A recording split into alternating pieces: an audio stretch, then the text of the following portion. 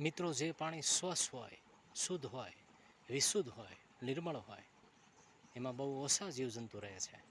પણ જે પાણી મલિન હોય, ગંદુ હોય, એમાં દુનિયાભરના જીવજંતુ તમને મળે. આવું જ માણસનું છે, માનવ જાતિનું છે. જે સત્યવાદી છે, લીમડા જેવું કડવું સત્ય બોલે છે, ક્યારેય સત્યને ચૂકતો નથી, એની સાથે એને સહકાર આપનાર અને એના સંગાથમાં બહુ ઓછા માણસો હોય છે. પણ જે હંમેશા જૂઠો હોય છે,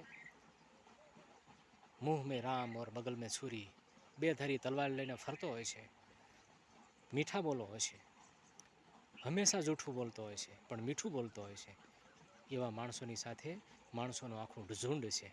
પણ મિત્રો, આ વાતનો નિચોડ એ છે કે સત્યવાદી માણસને દુઃખ જરૂર પડે છે, પણ અંતે જીત એની જરૂર થાય છે. જય ભવાની.